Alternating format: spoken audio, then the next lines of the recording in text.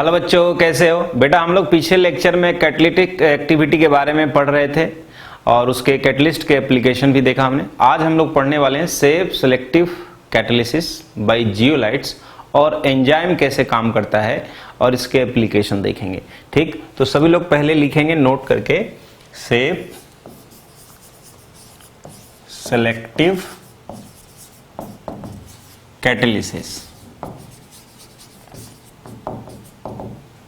नाम से ही पता चल रहा है कि ऐसा कैटालिसिस यानी ऐसा कैटालिटिक रिएक्शन जो कैटलिस्ट के शेप पे डिपेंड कर रहा है, जो कैटलिस्ट का सरफेस है उसका जो पोर स्ट्रक्चर है उसकी शेप पे डिपेंड करता है और रिएक्टेंट और प्रोडक्ट मॉलिक्यूल के भी शेप एंड साइज पे डिपेंड करता है। तो हम क्या लिखेंगे, the catalytic reaction which depends on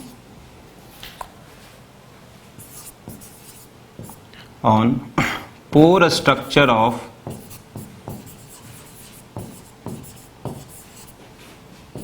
catalyst and shape and size of reactant and product। Reactant और प्रोडक्ट का शेप और साइज क्या है और कैटलिस्ट का जो पोर स्ट्रक्चर है उसमें जो कैविटी होती है, गड्ढे होते हैं, उसका शेप और साइज क्या है। तो सेफ सेलेक्टिव, वैसे कैटलिस्ट को हम बोलेंगे सेफ सेलेक्टिव कैटलिस्ट और उस प्रोसेस को क्या बोल देते हैं, सेफ सेलेक्टिव कैटालिसिस। इसका जो सबसे बढ़िया एग्जाम्पल है वो होता है जियोलाइट। बेसिकली हमें जियोलाइट के बारे में ही पढ़ना है इसमें। जियोलाइट क्या है, it is a safe selective catalyst. It is a safe selective catalyst. अब अगर हम जियोलाइट के बारे में जानना चाहते हैं स्ट्रक्चरली ये क्या होता है, इट इज बेसिकली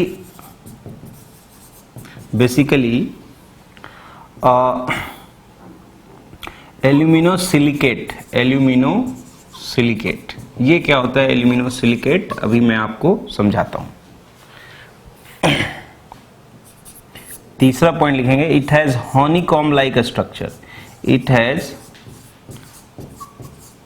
हनीकॉम्ब यानी मधुमक्खी का जो छत्ता होता है, लाइक स्ट्रक्चर यानी जो जियोलाइट होते हैं उसके सरफेस पे ढेर सारे कैविटी होते हैं छोटे छोटे, जैसे मधुमक्खी का जो छत्ता होता है। मधुमक्खी जो अपना पेड़ के ऊपर कहीं घर बना लेती है, उसमें से मधुमक्खी अगर उड़ जाए तो उसमें से हनी निकालते हैं ना, तो हनी निकालने के बाद जो रेसिड्यू बचता है उसका जो शेप होता है हनी कॉम्ब के जैसा होता है। जैसे हमारे पास सिलिकेट होता है, 3D सिलिकेट। कैसा सिलिकेट, 3D। जियोलाइट भी 3 डायमेंशनल एल्युमिनियम सिलिकेट होता है। तो 3D सिलिकेट क्या होता है बेटा, उसका जो फॉर्मूला होता है SiO2, बट इसका अगर स्ट्रक्चर देखें 3D सिलिकेट का तो ऐसा होता है।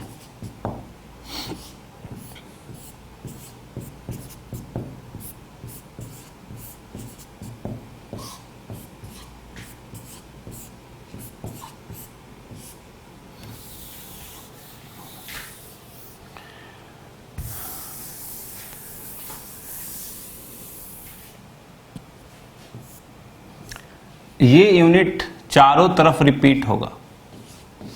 ये 3 डायमेंशनल है,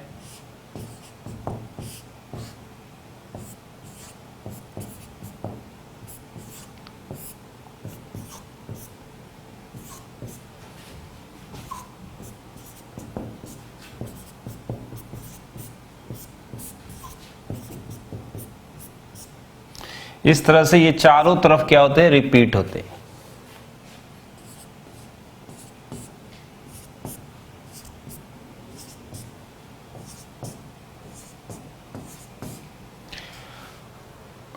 जो सिलिकेट है उसमें सिलिकॉन का ऑक्सीडेशन स्टेट देखेंगे तो +4 है।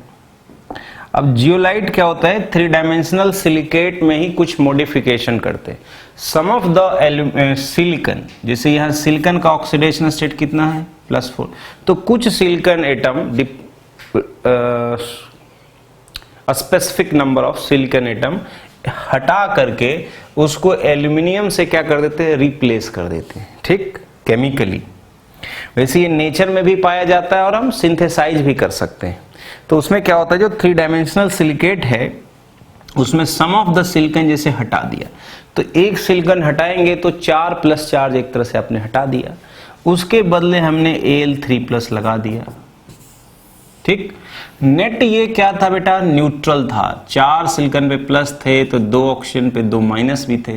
ये पॉलीमेरिक होता है, स्ट्रक्चर इसका इस तरीके का होता है जैसे CO2 होता है। तो CO2 का स्ट्रक्चर तो ऐसा है, बट SiO2 ऐसा नहीं होता है।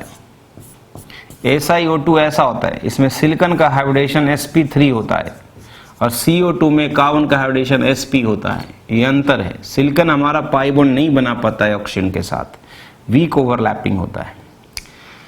एनीवे, तो SiO2 हमारा ऐसा होता है। इस पे नेट चार्ज क्या है, 0। अगर इसमें से 4 प्लस हटा लिए थे सिलिकॉन तो नेट क्या आ जाएगा, 4 माइनस आ जाएगा। अब उस 4 माइनस को बैलेंस करने के लिए आपने 3 प्लस चिपका दिए, Al3+, तो भी अभी 1 माइनस तो बचा हुआ है। 1 माइनस क्या है, बच गया। उसको बैलेंस करने के लिए हमारे पास मोनोवैलेंट या डाईवैलेंट कटायन डाल देते हैं, जैसे सोडियम प्लस। मान लो कि Si4+ हटाए तो 4 प्लस हट गया ना, तो एक Al3+ लगा दें और एक Na+ लगा दें, ठीक। तो वो Na+ इधर हम लगा दें, इधर से मेरा मतलब है ये हमारा एनायनिक पार्ट हो गया और ये हमारा कटायनिक पार्ट हो गया, तो सॉल्ट हो गया। सो जियोलाइट बेसिकली क्या होता है, सोडियम एल्युमिनियम सिलिकेट या मैग्नीशियम एल्युमिनियम सिलिकेट भी होता है। वो कैसे, मैंने क्या करा, एक Si4+ हटाया तो एक Al3+ लगाया। हमें तो 4 प्लस लगाना चाहिए तो एक Na+ लगा दिया। अच्छा, अगर मैं एक जगह और यहां से भी मान लो Si3+ हटा देता, Si4+ हटा देता तो एक और Al3+ लगा देता। 2 जगह से सिलिकॉन हटाने का मतलब है 2 सिलिकॉन दोनों +4 में था, तो 8 पॉजिटिव चार्ज हटा दिए, तो 6 आपने डाल दिए पॉजिटिव चार्ज एक तरह से। तो अभी तो 2 प्लस और लगाना है, तो 2 प्लस और लगाने के लिए Na+2 ले लीजिए सोडियम, या एक ही मैग्नीशियम ले लीजिए, काम चल जाएगा। इसलिए ऐसा कहते हैं कि जो हमारा जियोलाइट्स है वो क्या है, सोडियम या मैग्नीशियम एल्युमिनियम सिलिकेट, ठीक। अगर मुझे सोडियम लेना है तो Na2 ले लेंगे, डिपेंडिंग कि कितना हमने सिलिकॉन हटाया है और उसको कितना एल्युमिनियम से रिप्लेस किया है, उस हिसाब से हमारे पास यहाँ पे सोडियम लेंगे काउंटर बैलेंस करने के लिए, ठीक। तो अगला लाइन लिखेंगे, zeolite it is basically sodium aluminium silicate. Sodium aluminium क्या होता है, सिलिकेट। तो इसमें आपको दिख रहा है बीच बीच में क्या है, गैप है, वाइड होल्स है, पोरस होल्स है। बिल्कुल ऐसा दिखता है, जब हम इसका मॉलिक्यूलर व्यू देखेंगे तो कुछ इस तरीके से दिखता है ये पोरस होल्स। लेकिन मतलब अगर हम एक एक एटम वगैरह को देखें तो इस तरह का इसका मॉलिक्यूलर व्यू है। लेकिन जो जियोलाइट है एक तरह से स्टोन ही है, पत्थर ही है, ऐसा दिखता है। देखिए हनीकॉम्ब जैसा स्ट्रक्चर दिख रहा है, तो इसमें छोटे छोटे छेद दिख रहे हैं ना, कैविटी दिख रहे हैं, तो इसमें रिएक्टेंट इसके ऊपर क्या होंगे, एड्सॉर्ब हो जाएंगे और रिएक्शन एक इंटरमीडिएट बनाएंगे, और फिर रिएक्टेंट और इंटरमीडिएट जो बन गया, रिएक्टेंट और कैटलिस्ट से इससे रिएक्शन करके जो इंटरमीडिएट बना वो डिकम्पोज होकर के क्या देगा, प्रोडक्ट्स देगा, और ये कैटलिस्ट फ्री हो जाता है। जियोलाइट्स का हम प्रयोग करते हैं पानी की वाटर सॉफ्टनिंग में भी इस्तेमाल करते हैं, हार्ड वाटर को सॉफ्ट वाटर में चेंज करने के लिए जियोलाइट्स इस्तेमाल किया जाता है। अब देखते हैं यूज क्या है जियोलाइट्स का, ठीक है।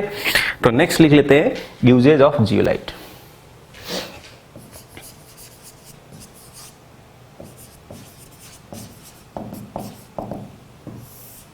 पहला यूज तो ये हो गया इन सॉफ्टनिंग ऑफ वाटर,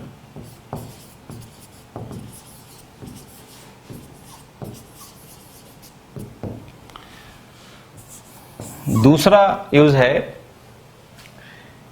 कि ZSM5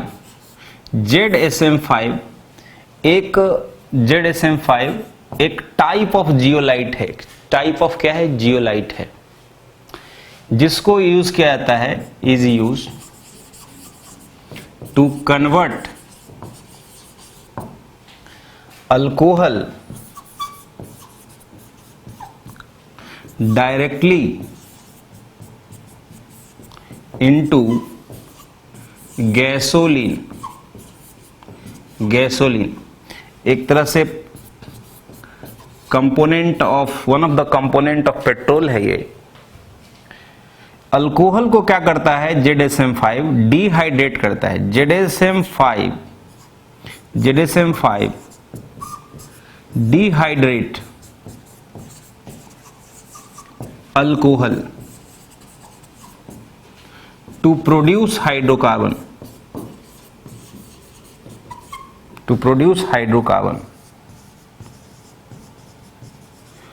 और जो हाइयर हाइड्रोकार्बन है वही गैसोलीन होता है। तो अगर हम अल्कोहल लेते हैं, हाइयर अल्कोहल मतलब हाइयर मोलर मास वाला अल्कोहल, उसको डिहाइड्रेट करेंगे तो क्या बन जाएगा? गैसोलीन। ठीक, यानी कि ये एक प्रकार का हाइयर हाइड्रोकार्बन ही होता है, पेट्रोल वगैरह।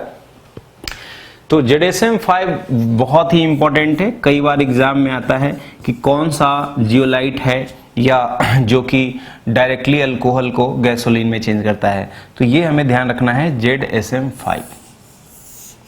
ठीक, ये बेसिकली ZSM5 का ही शेप है, ये ZSM5 है। ये एक प्रकार का क्या है? जियोलाइट। ठीक, समझ लेना है आपको, ये स्ट्रक्चर थोड़ी बनाना है। और इस तरह का चीज हम लोग देखते भी है, ये नेचर में भी पाया जाता है। पत्थर इस तरह का होता है। लोग क्या करते हैं, कहीं पे गंदगी जमा हो जाता है, जैसे जिसके हील फटने लगते हैं, एरिया फटने लगती है, तो उसको रब करके, स्क्रब करके उसको क्या करते हैं? साफ कर लेते हैं, चिकना कर लेते हैं। ठीक है। अब नेक्स्ट हम लोग देखेंगे एंजाइम के बारे में।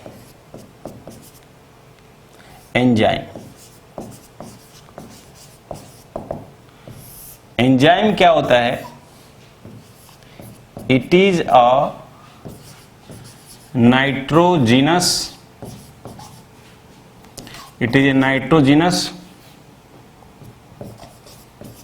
मैक्रोमोलिकुलर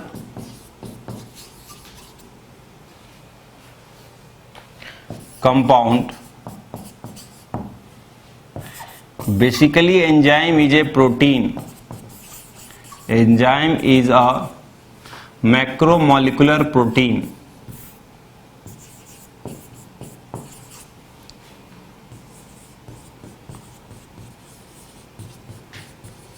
ये मैक्रोमोलिकुलर क्या होता है? प्रोटीन। इसका मोलर मास अधिक होता है।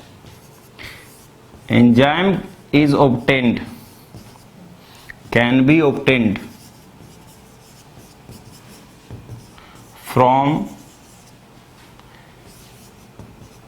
living plant and animal। मतलब लिविंग ऑर्गेनिज्म से ही एंजाइम को हम क्या कर सकते हैं? ऑब्टेन कर सकते हैं।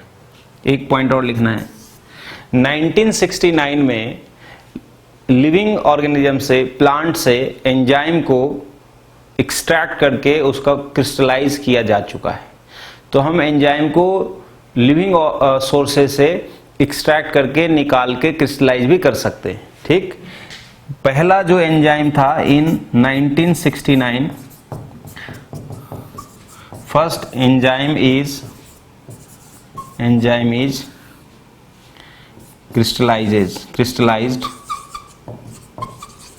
crystallized from living source। Enzyme जो होता है हाईली सेलेक्टिव नेचर का होता है, स्पेसिफिक नेचर का होता है। मतलब एक एंजाइम एक खास प्रकार के ही रिएक्शन को करता है। एक ही एंजाइम सारे के सारे रिएक्शन को नहीं करता है। एंजाइम एक तरह से बॉडी या लिविंग ऑर्गेनिज्म में होने वाली जो प्रोसेस है उसको कैटलाइज करने का काम करता है। इसीलिए एंजाइम को हम बायोकेमिकल कैटलिस्ट भी बोलते हैं। Enzyme is also called biochemical catalyst. ठीक है, नेक्स्ट लिखेंगे enzyme is also called biochemical catalyst. Enzyme mainly body के अंदर जो भी प्रोसेस हो रहा है, लाइफ के प्रोसेस को सस्टेन रखने के लिए एंजाइम कैटलिस्ट की तरह काम करता है।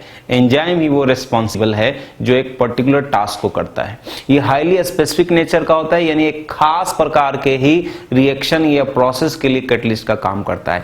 एक ही प्रकार के एंजाइम हर प्रोसेस को कैटलाइज नहीं कर सकता है। इसकी इफिशियंसी बहुत ज्यादा होती है, ताबड़तोड़। एक single molecule of enzyme, one single molecule of enzyme can convert millions और billions of reactant into product.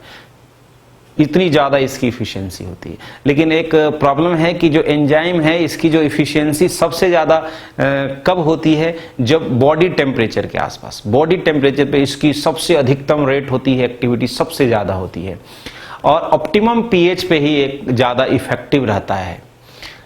PH range generally 5 से 7 के बीच सबसे ज़्यादा ये इफेक्टिव रहता है। मैक्सिमम लेवल पे इसका रेट होता है।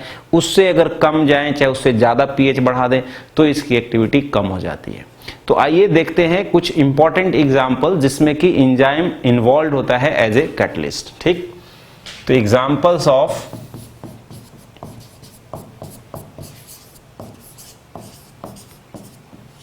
Enzyme catalysis.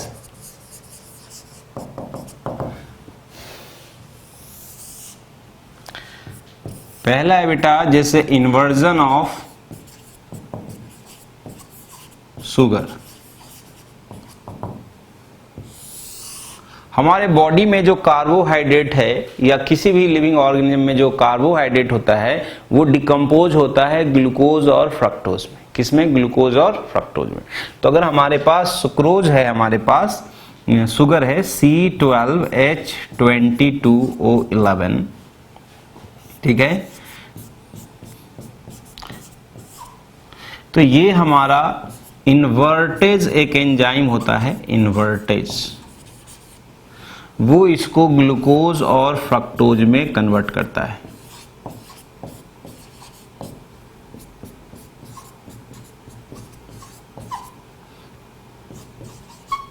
एक मान लीजिए ग्लूकोज है, एक फ्रक्टोज। इसका इन्वर्टेज नाम इसलिए पड़ा है कि हमने पहले भी बताया था काइनेटिक्स में कि ये डेक्स्ट्रोरोटेटरी होता है, और यह भी हमारा ग्लूकोज डेक्स्ट्रोरोटेटरी होता है। फ्रक्टोज जो है लेवोरोटेटरी होता है। अब फ्रक्टोज का जो लेवोरोटेटरी का जो मैग्नीट्यूड है वो ज्यादा निगेटिव होता है और ये कम पॉजिटिव होता है। सो ओवरऑल जो सॉल्यूशन मिलता है वह लेवोरोटेटरी हो जाता है। तो साइन ऑफ रोटेशन क्या हो रहा है? चेंज हो रहा है, प्लस से नेट हो जाता है माइनस, यानी कि डेक्स्ट्रोस हो जाता है लेवोरोटेटरी। तो हम बोलते हैं कि भैया सुक्रोज का इन्वर्जन हो गया है, ऑप्टिकल रोटेशन पलट गया है, साइन उसका। इसी पे रखा हुआ इसका नाम इन्वर्टेज, इन्वर्टेज। ठीक, तो इसे पहले आप नोट कर लीजिए।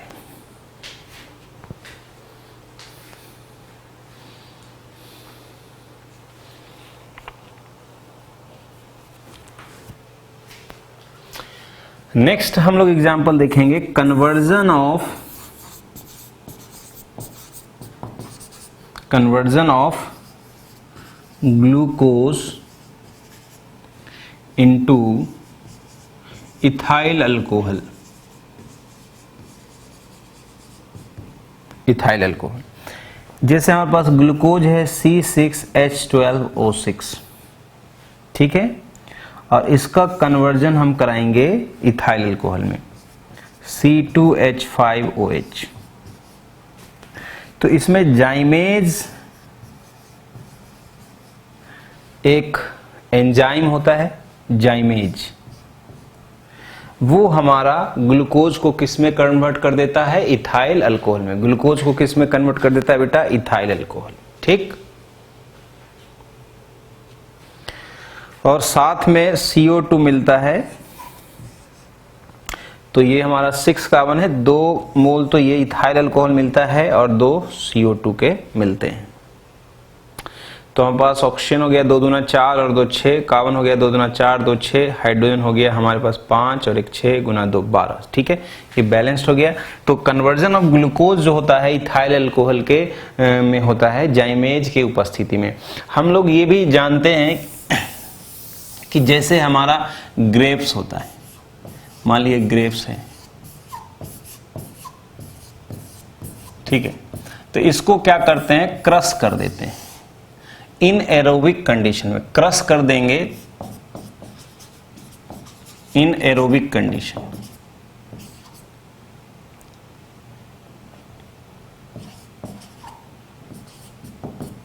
इन एरोबिक कंडीशन मतलब ऑक्सीजन नहीं होना चाहिए। ठीक है, तो क्या होता है, जैसे जैसे ग्रेप्स सड़ने लगता है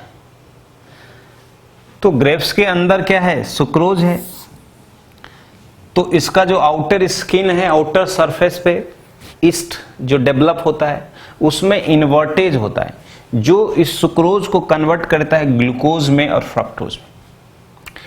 और ग्लूकोज को जाइमेज जो है, जाइमेज भी इसके अंदर एक एंजाइम होता है, वो कन्वर्ट कर देता है इसको इथाइल अल्कोहल में और CO2 में। इससे हम वाइन बनाते हैं। ठीक है, शैंपेन बनाने का प्रोसेस यही होता है। जब ये लगभग इथाइल अल्कोहल का कंसंट्रेशन 95% पहुंच जाता है बाई वॉल्यूम, तो फिर एंजाइम का जो है वर्किंग जो है इनहिबिट हो जाता है। क्या हो जाता है, इनहिबिट हो जाता है। यहां तक समझ में आ गया सबको? ठीक, नेक्स्ट हम लोग देखेंगे, पहले इसे नोट कर लीजिए।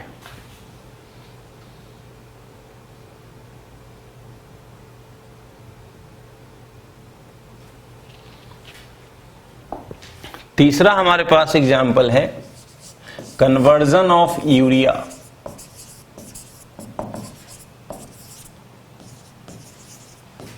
Into ammonia and CO2 by urease. Urea क्या होता है, NH2 CO NH2।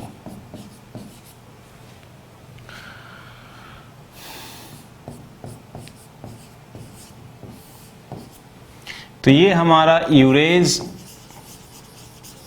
एंजाइम होता है, यूरेज, जो इसको अमोनिया में कन्वर्ट करता है और CO2 अमोनिया में कन्वर्ट करता है और किस में करता है, CO2 में। अगर मैं इसे बैलेंस करके चेक करूं, नाइट्रोजन 2 है हमारे पास, हाइड्रोजन 2 दूना 4 2 6 है, 6 हो गया, कार्बन 1 है, ऑक्सीजन 2 है। ठीक है, ये हो गया हमारा बैलेंस। तो यूरेज के प्रेजेंस में हमारा जो है ये काम होता है। अच्छा, ये कौन सा लिंक है, एक तरह से अमाइड जैसा लिंक है, बट यूरेज सिर्फ यूरिया को ही अमोनिया और CO2 में कन्वर्ट करेगा। ऐसा नहीं कि अगर मैं कोई और अमाइड ले लेता हूं, सपोज ऐसा कोई ले लेता हूं और इसके ऊपर यूरेज डाल देता हूं, है ना, तो ऐसा नहीं कि किसी भी अमाइड को ये हाइड्रोलिसिस कर देगा यूरेज। एंजाइम जो है स्पेसिफिक नेचर का होता है और हाईली सेलेक्टिव होता है, खास तरह के ही काम को करता है। ठीक, तो इसे लिख लीजिए।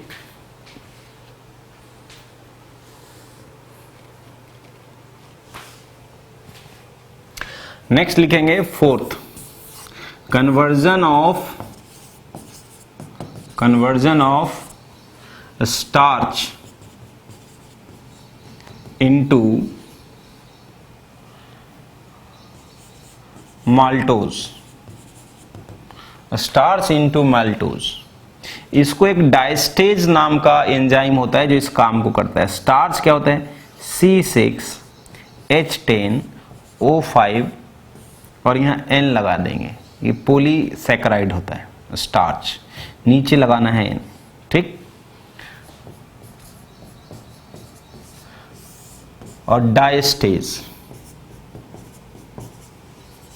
ये एंजाइम है, तो इसको मैल्टोज में कन्वर्ट करता है। मैल्टोज का जो फार्मूला होता है और सुक्रोज का फार्मूला सेम ही होता है, C12H22O11। ठीक है, ये हमारे पास मिलेगा बहुत सारा। जैसे यहां हमारे पास 6N है ना, और ये यहां हमने लिख दिया है 12। ठीक, तो अगर मैं इसे कर लेता हूं 2, इसे भी कर लेता हूं 2, तो ये हमारा आ जाएगा यहां N। ठीक, ये चीज हमको मिलेगा।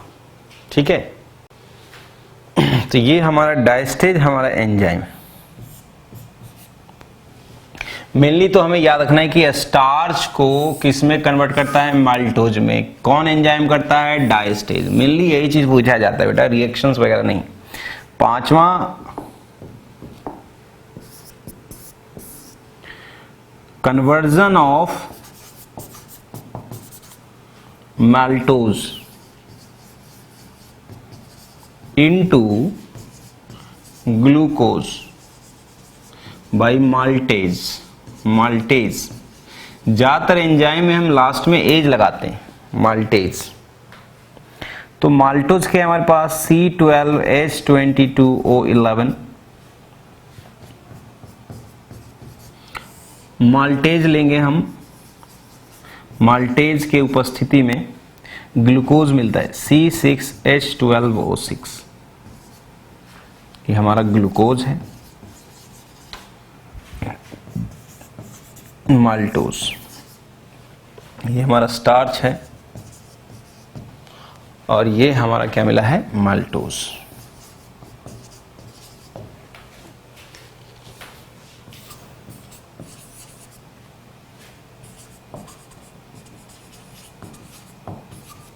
ठीक, तो इसे पहले आप लिख लीजिए।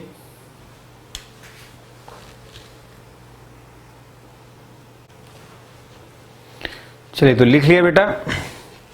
तो हमारा 5 एप्लीकेशन हो गया है एंजाइम का। छठा एप्लीकेशन लिखेंगे conversion of protein into peptide. Peptide ये काम क्या करता है कि जैसे हमारे पास प्रोटीन है, हम फूड लेते हैं ना प्रोटीन, तो स्टमक में हमारा पेप्सिन, एक एंजाइम होता है पेप्सिन, वो इसको डिकम्पोज करता है पेप्टाइड में। पेप्टाइड ये बेसिकली जो पेप्टाइड होता है, 2 या 3 अमाइनो एसिड का एक ट्राइमर कह सकते हैं। ओलिगोपेप्टाइड बेसिकली होता है।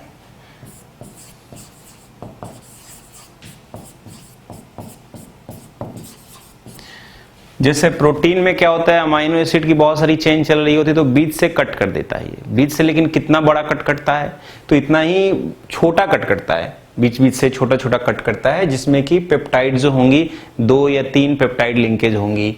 ओलिगोपेप्टाइड होता है ये। ठीक, conversion of protein into peptide. 7वां है कि इंटेस्टाइन में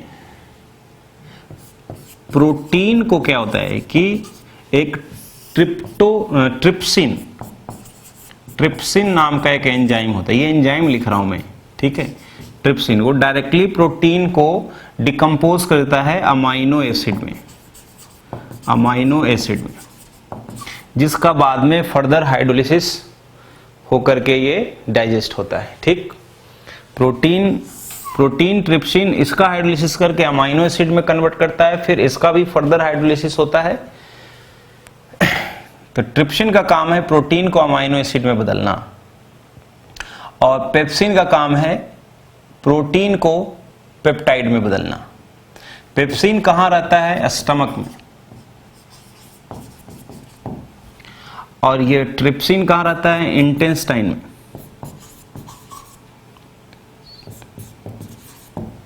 ठीक है। 8वां लिखेंगे conversion of milk into curd.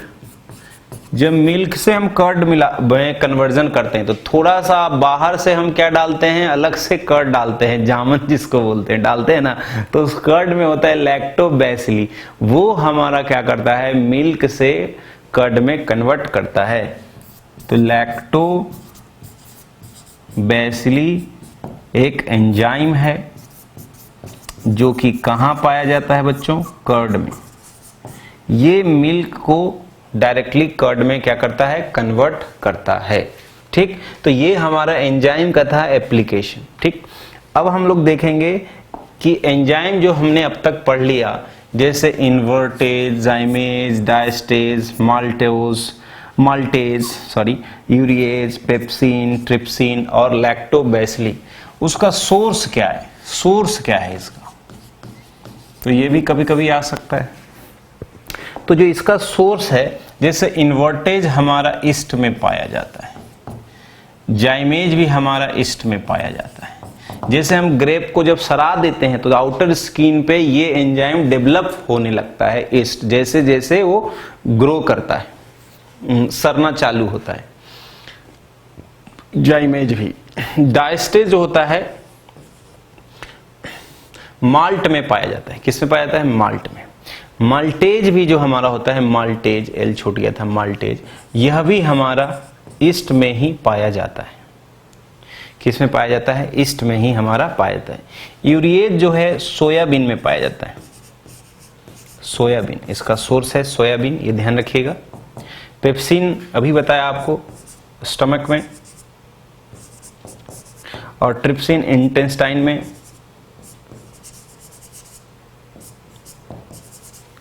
और जो लैक्टोबैसिली है वो कहां? उसका सोर्स क्या है? कर्ड।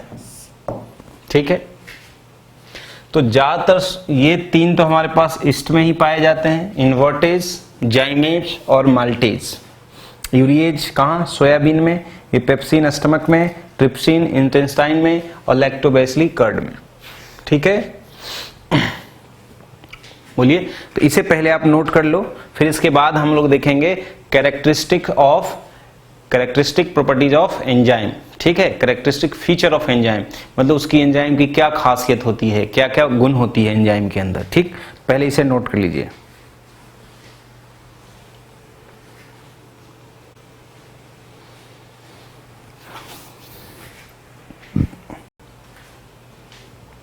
तो लिख लिया बेटा। तो हम लोग नेक्स्ट देखेंगे कैरेक्टरिस्टिक प्रॉपर्टीज ऑफ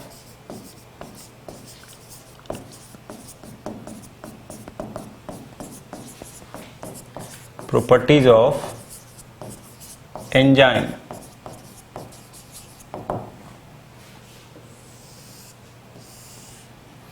क्या है कैरेक्टरिस्टिक प्रॉपर्टीज ऑफ एंजाइम? पहला लिखेंगे highly efficient.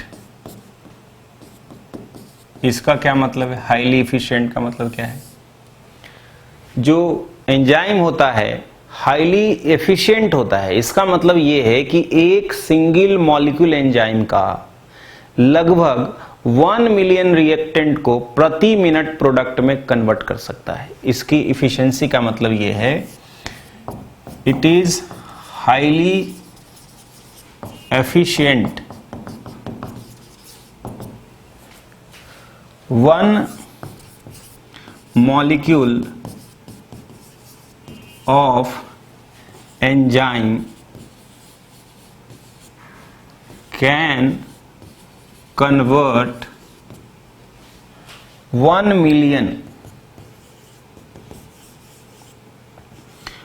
million molecule of reactant पर मिनट। इसकी इफिशिएंसी का हम इस डेटा से अंदाजा लगा सकते हैं। दूसरा क्या है? Highly selective in nature. Highly selective nature का मतलब है कि एक पर्टिकुलर एंजाइम एक ही खास प्रकार के रिएक्शन को करता है। an enzyme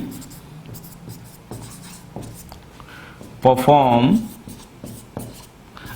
अच्छा है, an enzyme catalyze लिखेंगे, catalyze only one type of reaction. As for example, the enzyme urease can hydrolyze only urea, not any other amide, not any other amide। ठीक, कितने पॉइंट हो गए? 2 हो गए। तीसरा लिखेंगे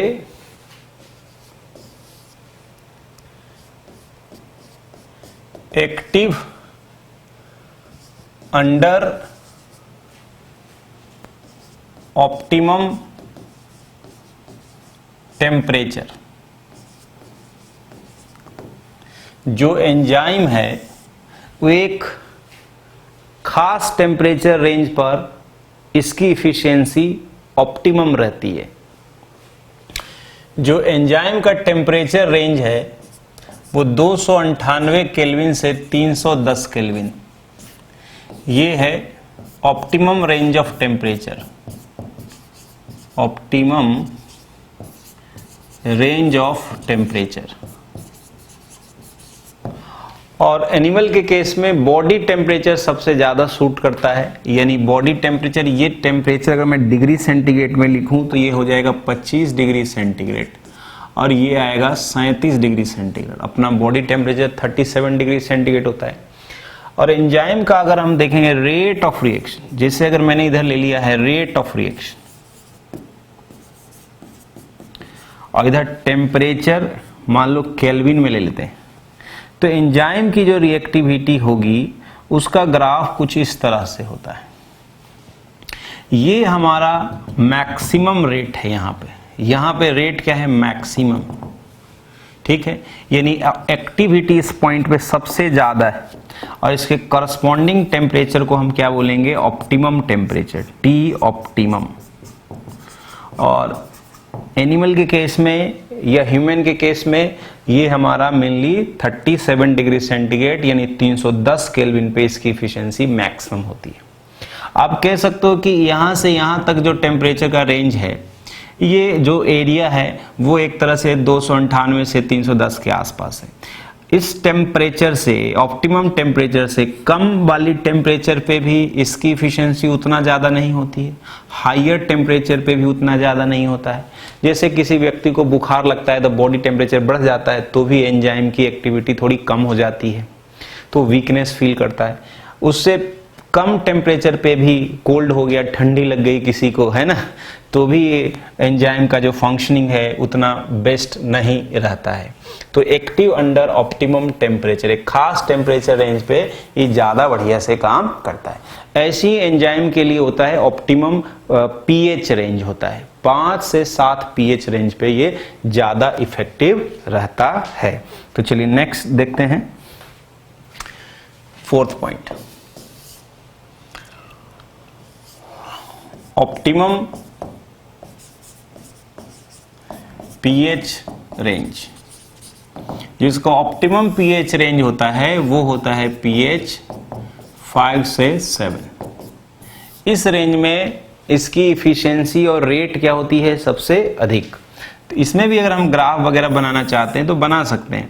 जैसे इधर हमने पीएच ले लिया और इधर रेट ले लिया, चाहे इफिशिएंसी ले लिया या एक्टिविटी, एक ही बात है।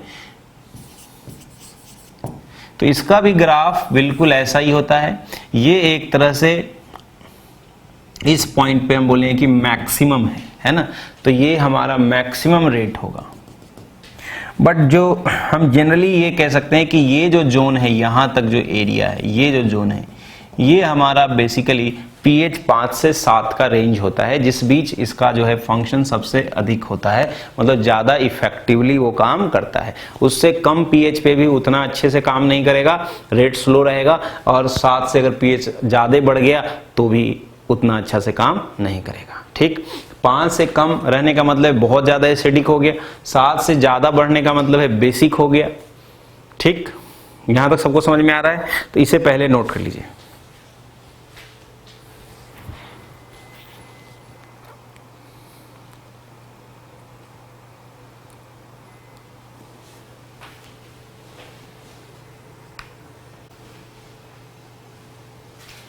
चलिए तो लिख लिया इसे। नेक्स्ट हम लोग लिखेंगे फीचर पांचवा, increasing activity in presence of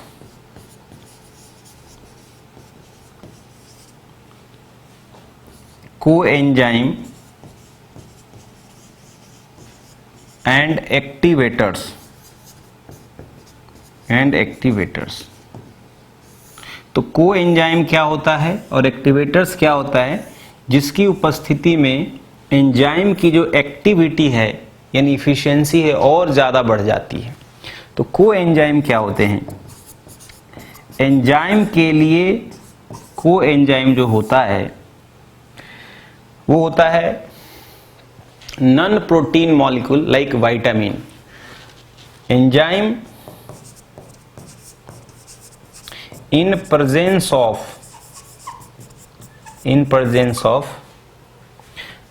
non-protein that is vitamin,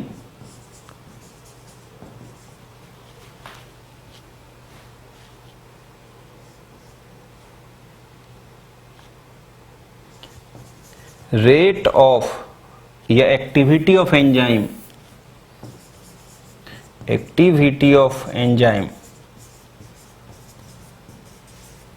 is increased। मतलब हम क्या बोलेंगे कि एंजाइम कोएंजाइम यानी कि विटामिन की उपस्थिति में एंजाइम की जो एक्टिविटी है वो बढ़ जाती है। तो कोएंजाइम क्या होता है इसके लिए? कोएंजाइम क्या होता है इसके लिए? एंजाइम के लिए कोएंजाइम एक तरह से विटामिन होते हैं, ठीक है।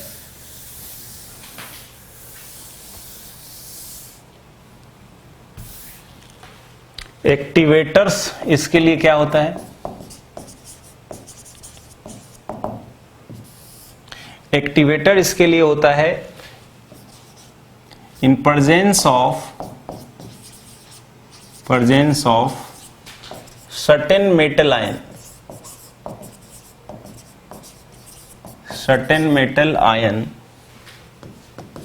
Ions like sodium plus, magnesium plus, Mn2 plus, CO2 plus, cobalt, Cu2 plus, etc।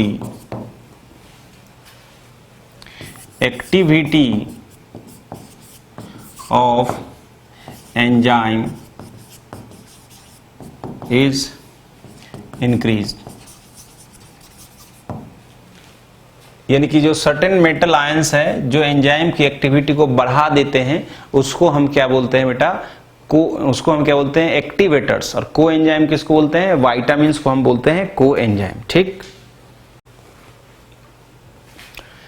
है। तो ये सब जो मेटल आयंस वो क्या करते हैं कि एंजाइम से वीकली बॉन्ड बना लेते हैं। एंजाइम से वीकली क्या हो जाते हैं? बाइंड हो जाते हैं और एंजाइम को एक्टिवेट कर देते हैं। जैसे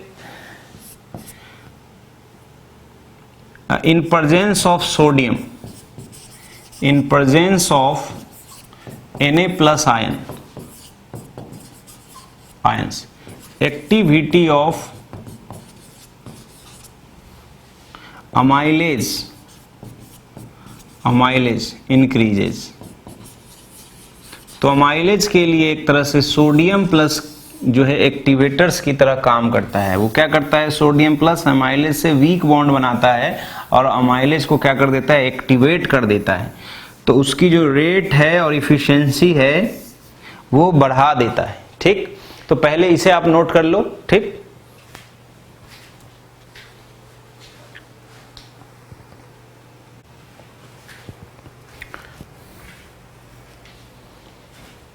तो लिख लिया आपने। नेक्स्ट हम लोग देखेंगे influence of inhibitors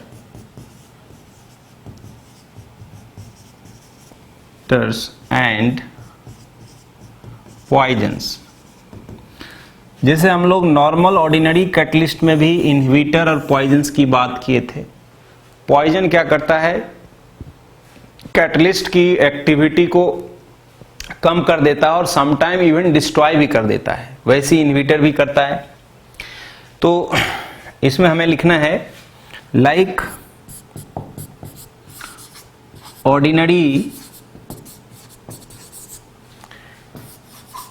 catalysis activity of enzyme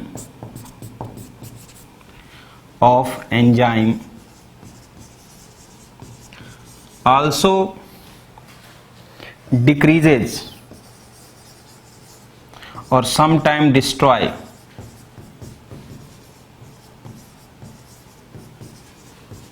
in presence of inhibitor and poisons। ठीक है।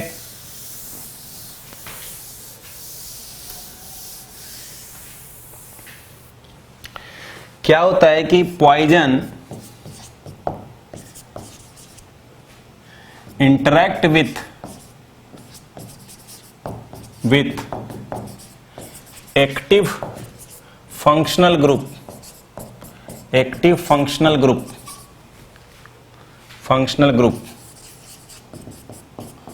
of enzyme surface group at enzyme surface। Enzyme के सरफेस पे जो पोरस कैविटी होते हैं, होल्स होते हैं, या एक क्या बोलेंगे, एंजाइम आल्सो एक तरह से सेफ सेलेक्टिव कैटलिस्ट टाइप का होता है। तो सरफेस के ऊपर जो शेप बना हुआ होता है वो विशेष प्रकार के फंक्शनल ग्रुप के वजह से होता है, जैसे COOH हुआ, NH2 ग्रुप हुआ, OH ग्रुप हुआ, थायोअल्कोहल SH ग्रुप हुआ, NH2 ग्रुप हुआ। तो उनसे वो पॉइजन क्या करते हैं, रिएक्ट कर लेते हैं और एंजाइम का शेप ही बिगाड़ देते हैं यानी उसकी एक्टिविटी को डिस्ट्रॉय कर देते हैं या घटा देंगे। ठीक है, जिस जगह पे वो रिएक्ट करेंगे, तो सारे जगह पे तो नहीं करेंगे रिएक्ट, सारे जगह पे कर गए तो एंजाइम ही बर्बाद हो गया। तो poison interact with active functional group at enzyme surface and decreases, even in some cases destroy the activity of enzyme।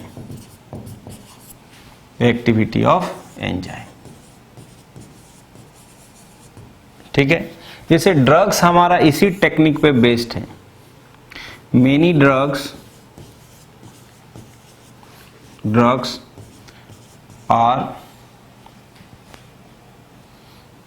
drugs combined, ऐसे लिख लें, combined with enzyme and reduces or destroy the activity of enzyme।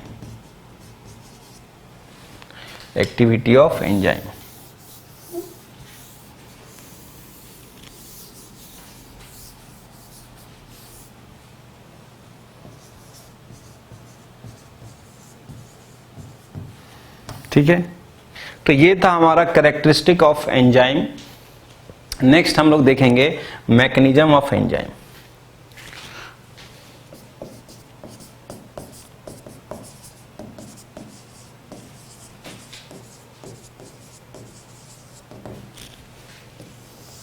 किस तरीके से enzyme काम करता है, तो एंजाइम का जो एक्वस सॉल्यूशन ऑफ एंजाइम जो होता है वो कोलाइडल सॉल्यूशन होता है। Enzyme is a colloidal solution. इसके बाद हम लोग कोलाइडल सॉल्यूशन ही पढ़ने वाले हैं एंजाइम के बाद नेक्स्ट लेक्चर में। ये कोलाइडल सॉल्यूशन होता है।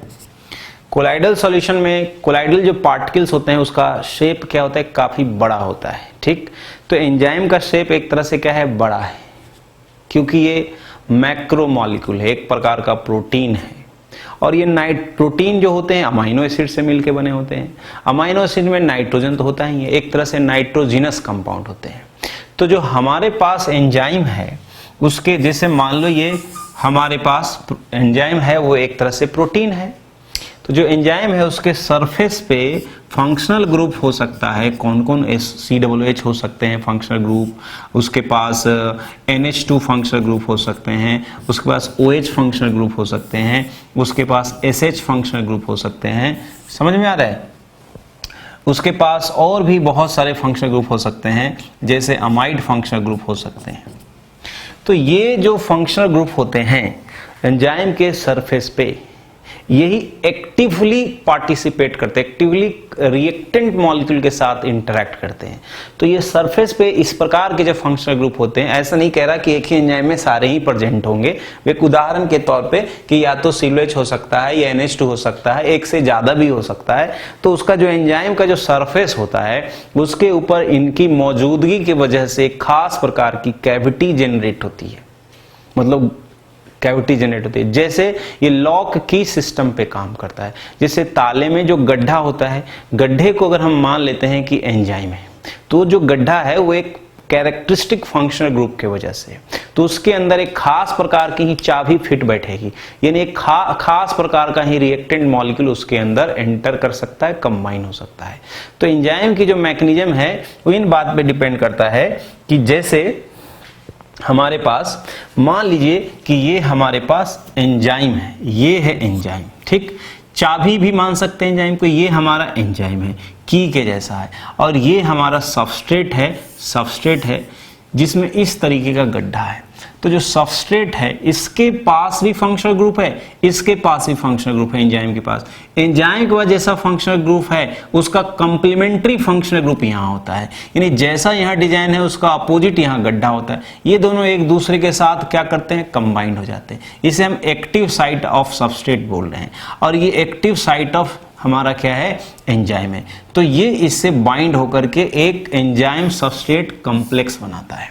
फिर ये कॉम्प्लेक्स टूट जाता है तो एक प्रोडक्ट बनता है और एंजाइम हमारा वापस फ्री हो जाता है। फिर एंजाइम नेक्स्ट टाइम फिर दूसरे रिएक्टेंट मॉलिक्यूल यानी सबस्ट्रेट से इंटरेक्ट करता है।